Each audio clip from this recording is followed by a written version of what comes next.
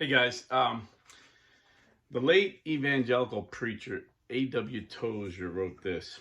Christian literature, to be accepted and approved by the evangelical leaders of our times, must follow very closely the same train of thought, a kind of party line from which it is scarcely safe to depart.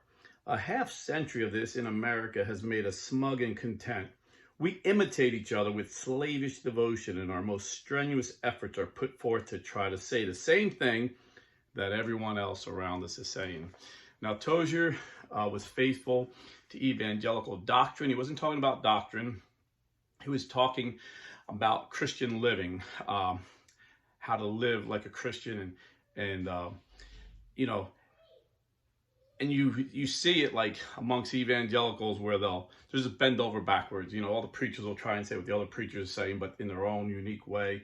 And like what was popular back in Tozer's life was saying the Catholic Church is the whore of Babylon, saying the Pope was an antichrist, a communist. I mean, these were common things for evangelicals to believe. Most are more mature and understand history and don't believe that anymore, but there's still some that still hold on to these ridiculous beliefs about our Pope and our church.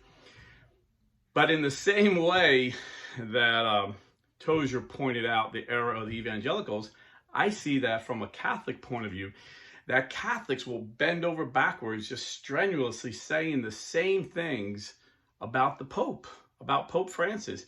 And if you stray from the party line, like Tozer says, it's like, whoa, you're called a PopeSplainer. A PopeSplainer. Now, I confess, their definition of a PopeSplainer, that I get accused of that, but like the big public figures that talk about PopeSplainers, this derogatory term of Catholics defending the Pope, they're usually talking about the most notorious PopeSplainers, Michael Lofton from Reason and Theology, Trent Horn from the Council of Trent and Catholic Answers, which, by the way, I highly recommend. When I came from my evangelical background, they were probably the most instrumental website I had. I was on there every day. I even called them and asked them questions. And if you're not familiar with Catholic Answers, it started, I don't know what year, but it started a while back by a layman who happened to be an attorney. His name was Carl Keating. Came out of Mass one day, and there was a bunch of tracts on all the Catholic cars, on all the cars in the parking lot, basically saying the Pope was the Antichrist, the whore of Babylon, and all this garbage. And Carl Keating, just a layman, but he knew his faith. He was a devout Catholic, wrote his own little tract, and went to the Baptist church down the street, who, because it was stamped, come to our church, the real church, the Baptist church. So he went there and he put them on their windows. I just love that story. And little by little, people started asking for more information, and thus began Catholic Answers. Carl Keating is the man, in my view. I've never met him, but I'm thankful for him and his ministry at Catholic Answers. I don't know if he's still involved or what, but I do know he started it. But anyway, on a smaller scale, like I don't have any big name people ever mention my name. I don't think nobody knows who I am except you guys. But in my comments, people that watch those guys who hate the Pope always call me a PopeSplainer. So that's how I'm familiar with the phrase PopeSplainer. So why are we PopeSplainers? When I came back to the Catholic faith, and again, and I did want to mention this. I have one of my subscribers, Rick, actually said he went to college with Taylor Marshall. He knows, well, he always talks about Taylor. But he's a Protestant evangelical, but for some reason he likes to watch my videos. And the other day when I guess I was defending the Pope. I can't even remember what video it was, but a lot of people were attacking me.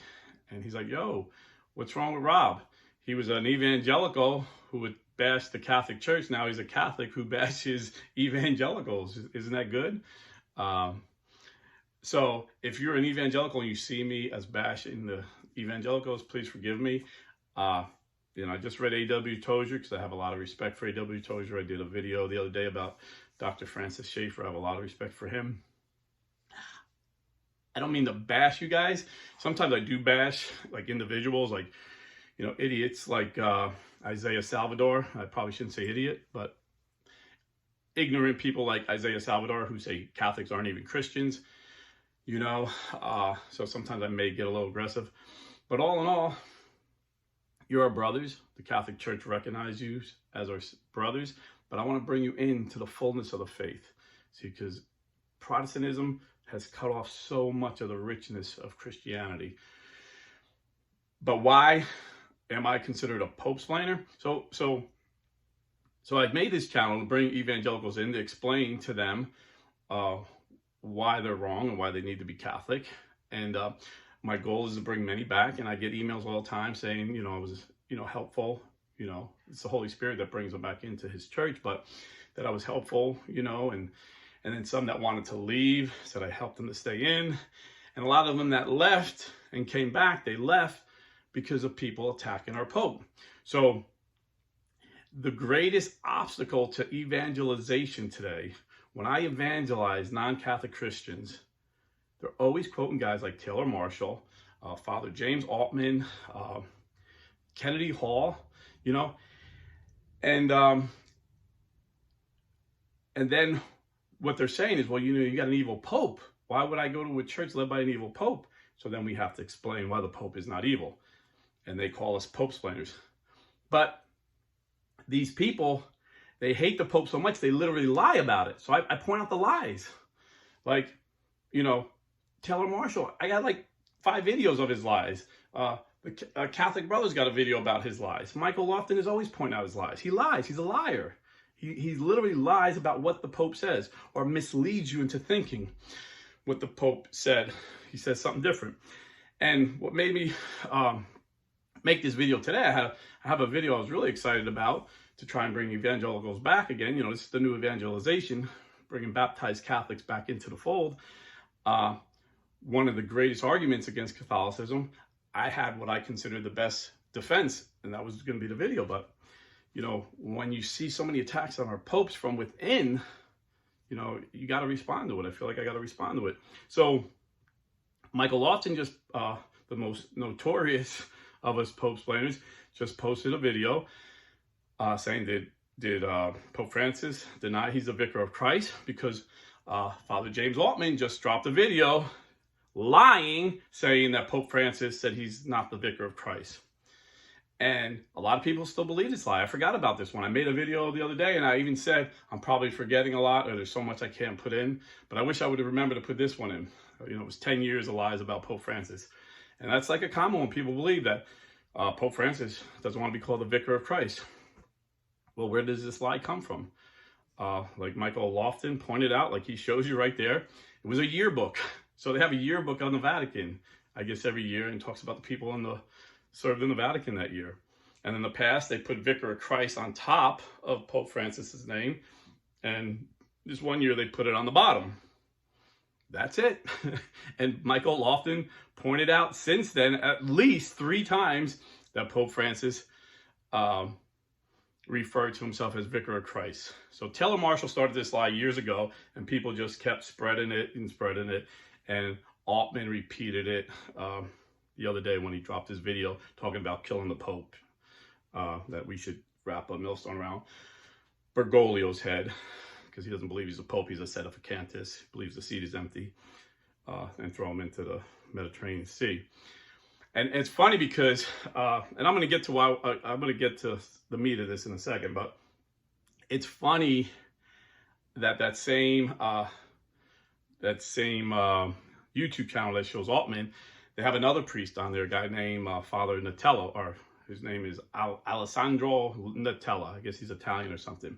He's an excommunicated priest. He was excommunicated in 2018 for heresy and schism. And this channel that's promoting Altman's heresy and schism has a video of this guy. Just posted like less than 2 weeks ago. And, a lot of people hear Altman and this guy, and they're like, are these guys crazy, drunk, or possessed by a devil? And, we don't know. Only God knows.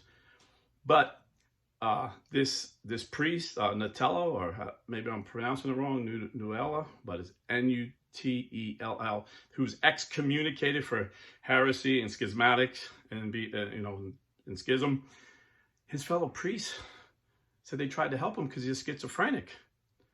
They're saying this guy is crazy.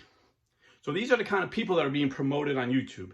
So this is why us Catholics who defend the faith are called PopeSplainers, because we point out their lies. Like Kennedy Hall. He's got a big YouTube channel, very well-spoken guy. My son first heard him, he goes, wow, you should get this guy on. He's small, but you can tell he's such a good talker. You should get him on your show. I said, well, let me watch him a little bit. And I watched him like, dude, this guy's a schismatic. He literally said on his show, he would rather die than go to a Novus Ordo Mass, the Mass that over 90% of us go to. His stance, his official stance is that Mass where we receive the literally the body and blood and full divinity of Jesus Christ. He says that's intrinsically evil. That's evil. You're better to stay home and not go to Mass at all. Which he's telling his people to commit a mortal sin. Because if you purposely don't go to Mass, like, you know, if you're sick and dying or whatever and you can't go, God understands. But if you don't go because you don't like that Mass, and the church is saying it's a licit Mass, unlike the Mass he goes to an SSPX Mass. That's illicit, means it's illegal. Now these priests are ordained and they have the succession of the apostles. So the Eucharist is valid. You're getting the body and blood of Christ. That can't change, but it's illegal. The Mass is illegal, and he goes to that. So my point is, these guys are popular on YouTube. You have Taylor Marshall, who consistently gets caught in lies. You know, consistently. He's the biggest Catholic YouTuber. He called the Pope a heretic, which is heretical in itself. Only a Pope could call another Pope a heretic. Or maybe the College of Cardinals, but definitely not just some guy on YouTube who's got a degree in philosophy and thinks he's smarter than everybody in the Catholic Church. So this is why we gotta explain. And like I said, they make it sound like we're twisting and you know, kind of like CNN trying to cover for Biden and twisting, and you know, or his press secretary covering for Biden. No, we just tell you point blank. They said Pope Francis said he wasn't the vicar of Christ, and we're showing you that's a lie. Just point blank, you know. Just like Taylor Marshall said, Pope Francis came out and said homosexuality is not a crime. Yeah, the Bible says homosexuality is a sin. See how he switched words? When the reality was, the full quote was, Pope Francis said, homosexuality is sin. It's not a crime. And the reason, the context was, he was talking to Muslims that were killing homosexuals just for appearing to be feminine. So that was the context of that. But everybody watching and all the comments are like, I can't believe he's saying homosexuality is not a sin. So Marshall knew what he was doing because he's a philosopher. So he knows how to twist things. He's the one that's twisting, you know. He's a heresy explainer. He explains why heresy is okay and schism is okay. But he twists it so you think that you're the right one. Just like every cult and every schismatic group. Just like Martin Luther said, we're the true Catholics. You know, the Pope and his cardinals and all the bishops. I mean, Altman claims that he's like the only true priest. Only him and the excommunicated priests. They call themselves canceled priests. I haven't found that word in the Bible or in tradition or the catechism, canceled priest. So I guess that's another made up thing of this guy, Altman. He just likes to make stuff up. So, so my point is, I don't want to miss nothing here. My point is, always don't be concerned about who's right. And what happens is, be concerned about what's right. What happens is you get someone you like, so then you believe everything they say. This is what I see on YouTube. Oh, Altman said this. Oh, Marshall said that. You know? And in the past, maybe they said some things that were true and were really good, you know? Like Marshall just went on his second interview with Glenn Beck, and I said some nice things about him because the first one was horrible. You know, Glenn Beck, if you don't know who he is, he's a national syndicated radio show host. So, you know, he's preaching, you know, it's a secular show, but he's a devout Mormon. He's very vocal that he's a Mormon, and the Mormon's official teaching is that the Catholic Church is the whore of Babylon and the Pope is the Antichrist. And the first time he went on, he literally agreed with Glenn Beck when Glenn Beck said Pope Benedict said there was evil in the in the Vatican. Do you think he was talking about Pope Francis? And he's like, yeah, I think he was. And which is a lie, because every public statement Pope Benedict said about Pope Francis was favorable, was very complimentary, and vice versa. And he made it sound like they hate each other, like it was good versus evil in the Vatican, and evil won. Pope Francis is alive. And, you know, Glenn Beck is a super conspiracy theorist, and so is Marshall. So they have this conspiracy that's, you know, a Protestant teaching, you know, the old Protestants, not the new mature ones that are a little bit smarter, but that the Vatican is the whore of Babylon. And so this guy goes on and feeds this conspiracy theory to millions of people. So, you know, I call him the Catholic CNN.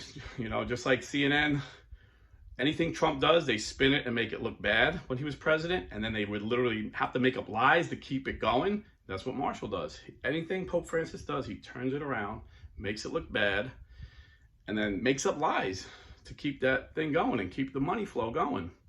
And, you know, people get mad at me when I say that, but I'm defending the church. You know, I had a subscriber write to me today. They said it would be an honor for them to take a bullet for Pope Francis. If you're a true Catholic, that's how you should be. You know, you got Altman leading people to say, yeah, let's put the bullet in Pope Francis. And the devil's got people so deceived that they hate our Vicar of Christ, Catholics, you know. So this channel was supposed to be like a blue collar, you know, defense of the church, or an apologetic channel. You know, I try to talk to you, you know, the way I do in the street. You know, I work a full-time job and I evangelize when I'm out there. And I give you guys hints and little tips how to do it and what I do. And try to encourage you guys to evangelize and defend the Catholic faith. And I'm spending way too much time defending the Catholic faith from anti-Catholic Catholics that are spewing hate and lies about our Pope. And that's not coming from God. That's coming from the devil, you know. So I'm going to tell you right now, the PopeSplainers that I highly recommend: Michael Lofton, Trent Horn, Catholic for Rednecks. Catholic for Rednecks is like me. He's a former evangelical. He was a Word of Faith preacher who, like, teenage daughter had an aneurysm and died. And, you know, Word of Faith said it was because he had sin in his life, like really evil stuff they teach, really, really whacked out stuff. And then went into the Reformed Protestantism, made more sense, but nothing made sense until he found Catholicism. And he said the Catholic faith finally made sense of all the suffering in the world, and the suffering that he just lost another child, you know. And so he defends the Pope. He loves the Pope like I do. But he's not always talking about the Pope. He's just talking about life issues, you know, just some, you know, common sense stuff, being a Catholic. But Michael Lofton and Trent Horn, they will go out of their way, especially Michael Lofton. If you hear something bad about the Pope, 9 out of 10 times you can go on Lofton's channel and he'll tell you the truth, what happened. You know, the way I've done it in the past is, I know Marshall's a liar, I know Altman's a liar, so whenever they say something negative about the Pope, I find the Pope's original statement and what he said and what he did. And, you know, sometimes I'll report it on here, but like I said, I work like 60 to 70 hours every week, you know, running and gunning, driving a truck, making deliveries. So I don't have the time. You know, sometimes I feel led to talk more about something that's going to encourage you or defend the faith against Protestants. But, you know, Lofton and Trent Horn, they're able, by the grace of God, to do this full time. So they show a lot of stuff. Trent Horn just showed a great video debunking lies from Marshall and Kennedy Hall. I recommend. I forget the name of it, but just go on the Council of Trent, it's his channel. But he showed, and if you don't believe this guy is a scoundrel, he showed Marshall with the guy who threw the statue they call Pachamama into the river. He showed him, and they acted like they didn't know each other. And he's like, wow, why did you do this? And he's like, oh, what's your name? Oh, and Marshall like played it off like so well, like he just met the guy. Then he shows the video a month later, the same guy slips and talks about how Marshall and him met and they made this plan to throw it in the river. Yeah. And Marshall smiles and goes, yeah, like, I guess I got caught. I should tell people, yeah, I paid this guy, you know, to fly out to Rome, throw it in there. And then as soon as he threw it, he called me and I said, okay, get on the flight. I'll pay for you to come back. It was all a hoax. This was bigger than the Russian hoax that CNN played on us. It was a hoax. And then I found out Lofton actually showed that years ago. I missed it, but Lofton was the original one to show that. So, and we're called PopeSplainers for that. We're just showing you the truth, or they're just showing you the truth. But they're accused of being PopeSplainers, explaining this bad Pope, trying to make good of them. And the whole Pachimon was a hoax to begin with. I heard the video. The woman, she's from the Amazon. Like, they live like, they don't live in civilization, you know. And she hands a statue of a woman to Pope Francis and says, this is Our Lady of the Amazon. And Lofton had a professor of religion, and I believe he's a deacon in the Eastern Orthodox Church. I could be mistaken. But he went point by point for the whole ceremony and showed you all the lies that Marshall and his crew said and proved that this wasn't a pagan ceremony. This wasn't a pagan idol. I mean, it's so clear.